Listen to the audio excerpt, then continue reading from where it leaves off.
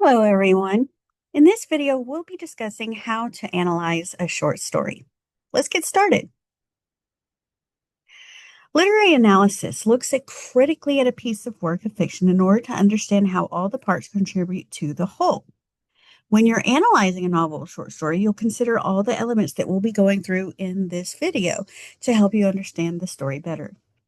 Remember that literary analysis isn't merely a summary or a review, but rather an interpretation of the work and an argument about it based on that text. This is what I'll be asking you to do throughout this course. You're going to be conducting literary analysis. The elements of a short story include title, setting, characters, plot, theme, point of view, symbols, irony, and foreshadowing. We'll be going through these. First off, let's look at the title. Never take your title for granted because the title often gives clues about a story's focus, its meaning, themes, purpose, symbols. Sometimes it gives clues about how a story will end. Sometimes it misleads a reader for symbolic, thematic, or other purposes. Titles, when you're writing about them in your essays, should be placed in quotation marks. So think about a title and then think about what the story might be about. What does the title reveal about the setting, characters, or the theme?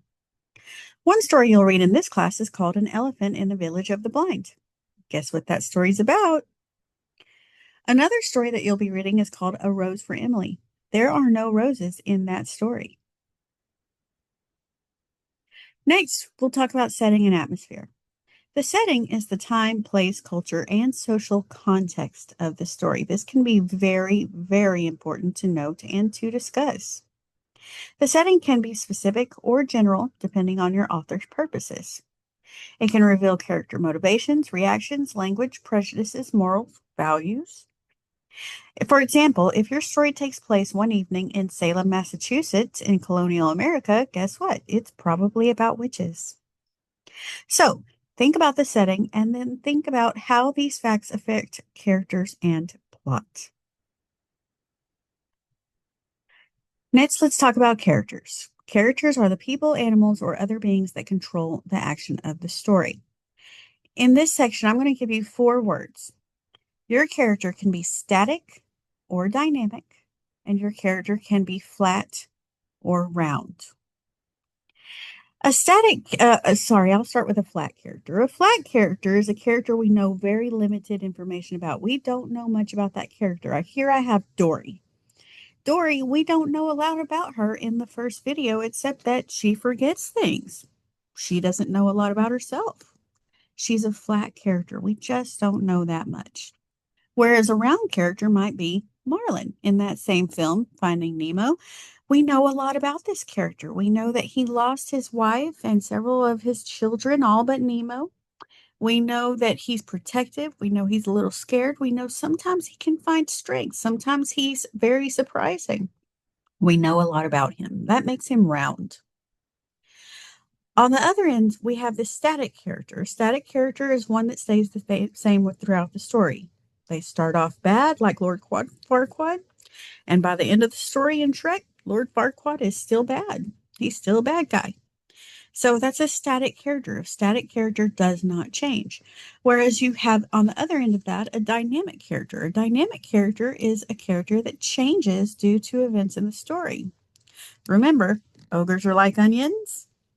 Well, Shrek is a great character for this because he is very dynamic. He starts off as this brooding, solo, grumpy ogre. And by the end of the story, he's a family man and we love him. So he makes a huge change. Now, when you're talking about your characters, note they can be static and flat, they can be static and round. They cannot be static and dynamic. Similarly, you could have a character that is dynamic and flat. You can have a character that is dynamic and round, but you cannot have a dynamic character that is static. They're different. You can't have a flat, round character. That doesn't make sense. But you can have a flat, static, or flat dynamic. You can have a round character that is static or dynamic. So, The words are not interchangeable. They are opposites, so you cannot interchange static and dynamic. You cannot interchange flat and round. All right. In short stories, there are usually a few main characters and other minor characters. The protagonist is what we call the main character. Usually he's the good guy, but not always. Sometimes your main character, your protagonist, is actually the bad guy. Or in a lot of the stories we'll be reading, it's just a character. It's not good or bad, it's just the main person. The antagonist is the person who opposes the central character. Again, not always a bad guy, just someone who's on the opposite side. One way to analyze a short story is by identifying the type of character and then showing how the author develops him or her. Sometimes a character's name can give you hint. For example, young Goodman Brown is a young husband who is idealistic about religion. He experiences fear, worry, terror, depression, and surprise. And then you have on the other end the dark traveler. He's older, he's sinister, he's cynical, his attitude remains intact. He is a dark character.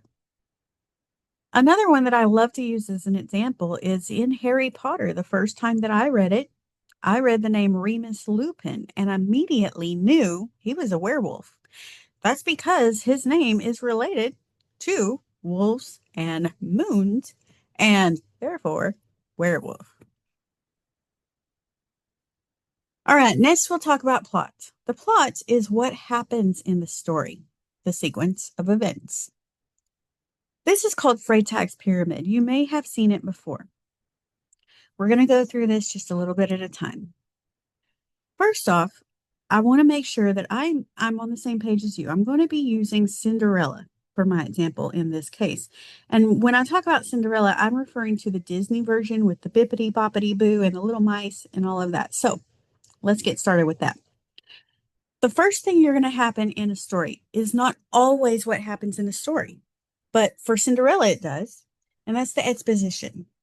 Exposition is anything that happens before the story starts.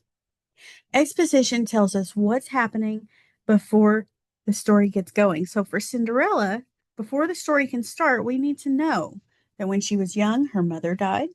We need to know that her father remarried and now she has a stepmother and two stepsisters. And we need to know that her father died. And now Cinderella is being made to serve in her own home. That is all exposition. It's the background information that gives us the setup for the story. Again, not every story has this. Then you'll have the establishment of normal. What does a normal day look like for this character? If you're in Star Wars, well, a normal day for Luke is to go out and feed these weird creatures and play with his robots and talk to his uncle about going to town. And his uncle says, no, he needs to help on the farm. That's what happens for Luke in space. For Cinderella, the normal is doing the chores, washing the floors, doing the laundry, feeding the animals, taking care of the house, all the things that she does on the daily. Then you'll have the initial incident. That's the second star on our line. The initial incident. This is also called the inciting incident. It is whatever happens to shake up the normal. What changes? What makes her world move and go from normal to, whoa, something new? For Cinderella, the initial incident is going to be that delivery of the letter that says every eligible maiden is invited to attend a ball. Everything before that is just normal for her, but that invitation is what shakes up her world. The next star on our line is called the rising action. It says 3 major events, but it can be 4, it can be 5, it doesn't matter. But it's all of the events that lead up to the climax. All right, so we're going to skip up to the climax for a moment. The climax is the moment that you've been waiting for. It's the turning point for the character. It's the moment, the high point. It's the moment you want to see. It's everything that's been leading up to. So for Cinderella, since the initial incident was receiving the letter, hey, come to the ball, then the climax is going to be the moment we get to the ball. right? So everything that happens between the letter and the ball is rising action. And that includes all of the stuff that happens to Cinderella. Her stepmother says, if you finish your work, and then gives her so much work that she can't possibly finish. The mice decide to help her fix her dress. Then she puts on the dress. The stepsisters get jealous and tear up the dress. And then she sees the bippity boppity boo with the fairy godmother. She gets the carriage and the pumpkin and she drives all the way to the ball. And then the moment she enters that ball and she sees the prince and the prince sees her, that's the moment we've been waiting for. That's the moment that you're going, yay, good job, Cinderella, you made it. I'll give you another quick example. I am a huge fan of Lord of the Rings. And when Lord of the Rings came out, I begged my brother, please, please, please take me to see Lord of the Rings. He said, no, I'm not going to take you. That's nerd stuff. Mm-mm. And I said, please, please, please, I'll do anything. He said, no, no, I don't want to go. And I said, please, I'll give you $20. And he said, well, get in the truck. So we got in the truck. We went to the movie, the midnight preview. I was so excited. And I'm watching Lord of the Rings, and I'm having a great time. But I look over at about halfway through, and my brother is sitting next to me with his arms folded and a grumpy look on his face. And he's very unhappy. He doesn't really want to be here. This movie takes too long. He's tired and ready to go home. But then, if you've seen Lord of the Rings, you know what happens. But if you have not, you should go watch the film. Okay. But at any point, there's this huge battle towards the end of the first film where we have our hobbits in the forest, we have our humans trying to protect the hobbits. The orcs, these monsters, come in to kidnap the hobbits and attack the humans, and the humans are fighting. And one human, Boromir, he gets shot with arrows, three of them in the chest. I mean, this hero is going down.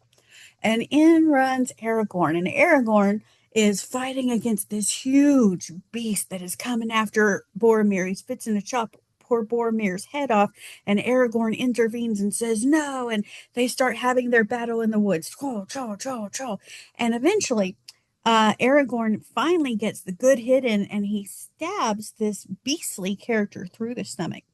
And this character is so menacing, so scary, so beastly that he doesn't flinch. He just growls and drools and even pulls himself a little closer to Aragorn in a very menacing manner, whilst skewered with this sword. Aragorn, being the hero he is not phased at all. He pulls the sword out of the creature's gut and swings it around and chops his head off. And it's a very heroic, yes, kind of moment. In that moment, whenever I'm sitting there watching this, I look over and my brother, if you remember, he was sitting there very grumpy with his arms crossed. Now he has stood up in his chair in the middle of the theater and goes, yeah, chop his head off. So I think that's a really good demonstration of what a climax is. It's the moment that you want to stand up in your chair and you want to cheer for the hero. It's the moment that you go, yes, everything I've been waiting for is happening. That's the climax. All right, we'll move on. The next bit you're going to see there is the falling action. And these are the events that help unravel the conflict. Because now, if you remember Cinderella, we have a new conflict. She lost her slipper and now she's gone missing. Prince can't find her and he wants to find her. Okay. So our new conflict. And so it's all these events that help unravel all the way down to the resolution. The resolution, and I'll point out too, do you see on the line there, resolution leads to the denouement. The denouement means the tying up the loose ends. The denouement and the resolution are often confused. Sometimes the words are used interchangeably. I argue that they are not different things, though. The resolution is when your conflict is resolved, and the denouement is the bow on top, the cherry on top. So I'll explain a little bit more of that in a minute. The resolution for Cinderella is the moment when we know the conflict is resolved and she's going to be the princess. So for her, if you remember, she gets locked in the attic. The mice have to get the key up the stairs and get her out. The guy with the eyeglasses is looking for the girl, and the stepsister's trying on the shoe and it doesn't work. And Cinderella comes running down and she says, "But wait, wait, let me try." And he's very excited. And the little guy with the shoe on the pillow is running towards her with the shoe. And stepmother trips the little guy, and the shoe goes flying and it shatters into a billion pieces. And the guy with the eyeglasses going, "Oh no, the king's going to behead me," which is kind of morbid for a Disney movie, but that's what it is. So he's very upset that the shoe is shattered. And Cinderella says, "But wait, I have the other slipper." And she pulls it out of wherever she pulls it out of. I don't know if it was in her dress pocket or what, but she pulls it out of thin air and has the magic shoe. And that is the moment where we have the resolution. It's when we know, okay, Cinderella's going to be the princess. We don't actually need the rest of the movie to understand what happened to her. Okay. The resolution is when your conflict is resolved. Okay. Then we have a new normal and a denouement. And again, the denouement is often confused with the resolution because oftentimes this new normal and denouement moment is very quick. A lot of your stories don't spend a lot of time on the new normal or the denouement. But in a lot of stories, it is there. For Cinderella, the new normal becomes she's a princess. She gets married. She's happily ever after. Well, not the happily ever after. The new normal is she's a princess. She's getting married. She knows her father-in-law. She loves him. She kisses him on the head. She has her mice friends with her at the palace. Her stepsisters and stepmother are unhappy. That's the new normal. The denouement for Cinderella comes at the very, very, very end of the film as they're riding off in their marriage carriage. And you see on the back of it that says, "And they lived happily ever after." That, my friends, is the denouement. It's the kiss at the end of the Hallmark movie that we don't actually need. It's the one that if you don't have it, you don't feel complete. So if you've ever walked out of a film and you feel like it just ended, and it was kind of unsettling, or it's on a cliffhanger, that is because your film is missing its denouement. It's not got the tying up of the loose ends. We like to have the bow on top, right? We like to have our bow on our gift. And a lot of films tend to skip it, but a lot of films have it. So if you walk out and you feel complete, you feel whole, it's because there was a denouement. So that is Freytag's pyramid. Now, it's important to note sometimes the exposition or the opening situations can be done later. The story can be what we call in medias res. It means in the middle of things. So we return back to the exposition like a flashback. In both of the films that you see on the screen here, The Sixth Sense and The Walking Dead, both of those have exposition that we get revealed later. They start in the middle of the story, actually. And so when we have this in medias res start, we get information later on. For the little boy, we get information at the end of the story that changes how we see the whole rest of the film. You have to go back and watch it again then. For the Walking Dead, it's a zombie apocalypse. And the guy on the screen there, he's the sheriff. He wakes up in the middle of a hospital surrounded by zombies. And we don't until several episodes into the first season find out how the zombies came to be. So we get that through flashbacks. So that's important to note for your plot. Now, in conflict, we talked about the initial incident, the inciting incident. This leads to your conflict. I've never seen a solid story without any conflict. Even Winnie the Pooh has conflict. He gets stuck in a honey tree, right? His worst enemy is his own body. So, for potential types of conflict, there are others. If you go on Google and you type in types of conflict, you will get lists upon lists. These are the ones that I go to. Simply because, like, one is man versus technology. Well, I would now call that man versus society, or even if you want to go so far, you could call it man versus nature. There's nothing natural about technology, but it is a part of our environment now. At any rate, don't get caught up in the gender on these. It's just easier for me to say it. So, man versus man. This could be mom versus dad. It could be daughter versus mom. It could be villain versus hero. It could be good guy, bad guy. It could be brother versus brother. It's a man versus another man. Man versus nature. This is the entire setting of Wall-E or Castaway. I mean, he's on an island trying to survive. It's Dorothy and the Tornado, right? Man versus nature. It's the world around you. Then you have man versus society. That's the third type of external conflict. This is when society says, do it this way, and your man says, no, I want to do it that way. It's the Hunger Games, right? We want to change the laws or do something different. And then you have potential internal conflict where you have man versus himself. Should I call her? Should I not? Should I tell them off? What should I do? How should I handle it? Here's what I want versus here's what's right. That's internal conflict. Okay. Now you can have some combinations happening here. So, for example, if you have mom versus daughter, and daughter wants to go to a party, mom says no because it's not right for young women. Mom becomes the voice of society. So you simultaneously have man versus man and man versus society as conflict. So you can talk about both. All right, we're going to move to the next one. Theme. Theme is the main idea, lesson, truth, or revelation presented throughout the story. Most stories have more than one possible theme.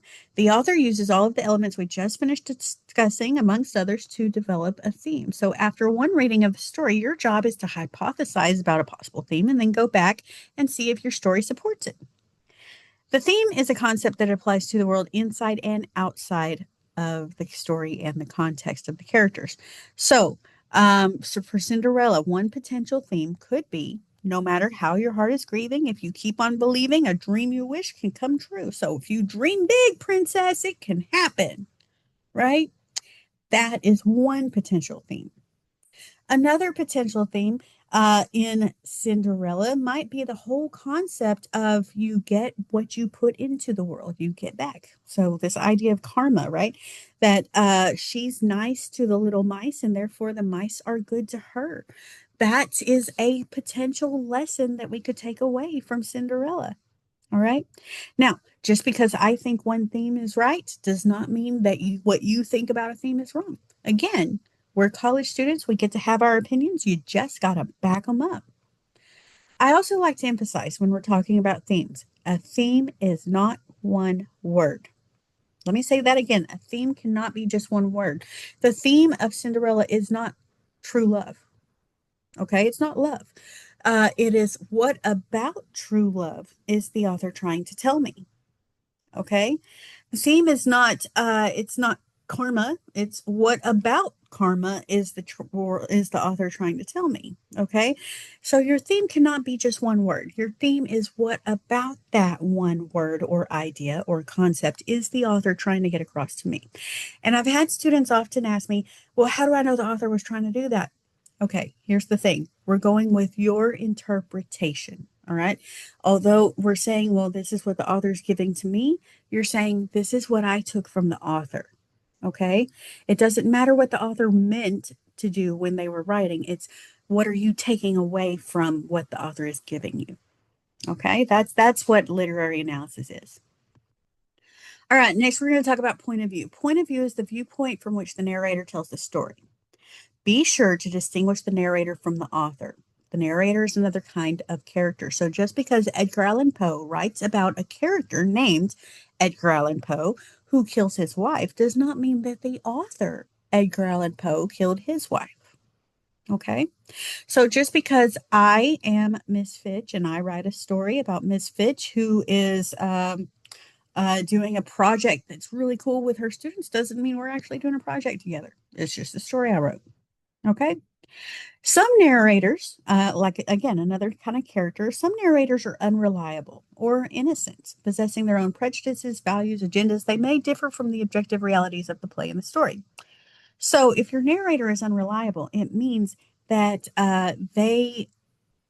you may not know exactly where they're coming from. They might be innocent. They might be naive.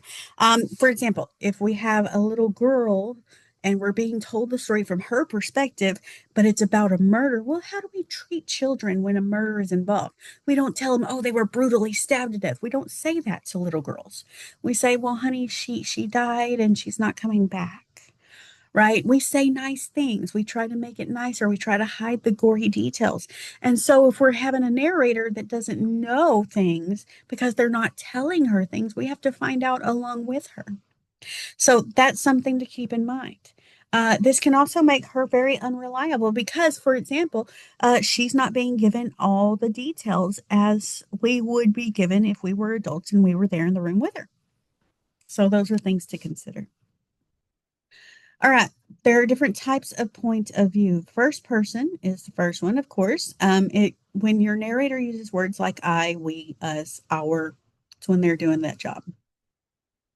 Second person is usually brief, and it's when the narrator addresses the reader as you. It's kind of like breaking the fourth wall. It's when the narrator talks directly to us, the reader. It's very rare. And finally, there's third person point of view. Third person is a non participant in the story. He addresses the characters as he, she, them, they, and it. Um, a vocab word here is an omniscient narrator. Narrator means they're all knowing about all characters, including their thoughts and feelings. So we have four different potential points of view. You can have a character that is editorially omniscient.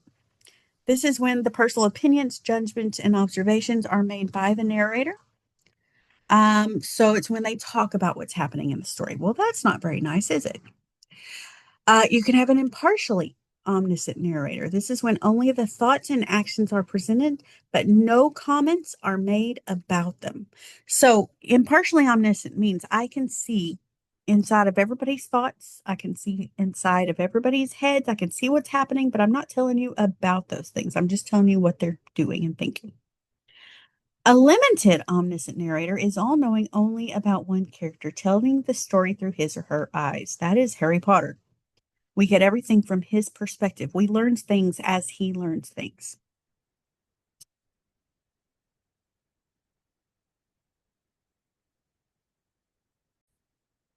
And then we have a limited omniscient character, which is all knowing only about one character, telling the story through his or her eyes. In the objective point of view, the only words and actions and physical appearances of the characters are presented like in a drama on the screen. You don't see inside anyone's heads. We don't get to see what anyone is thinking. Note that a point of view can shift within a single work. We could be talking third person, he said, she said, and then one of the characters starts telling us a story about what happened to them, and they're doing it from first person point of view. So that's a shift that can happen. All right, next we're going to talk about symbols. A symbol is anything that stands for or represents something else. In a story, a character, an action, an object, an animal, all of those things can be symbolic. Symbols stand for something abstract, like a force of nature, a condition, an idea. So, why do we create symbols? Why don't we just say what we mean? Well, symbols allow writers to suggest layers and layers of meaning, possibilities that a simple, literal statement could never convey. So, for example, um, symbols, these are short stories, by the way. These are short stories we're going to be reading. Every word, every character, every symbol matters. Your author is not going to waste time giving you items on the page or characters or anything like that that does not matter. Everything in these short stories matters.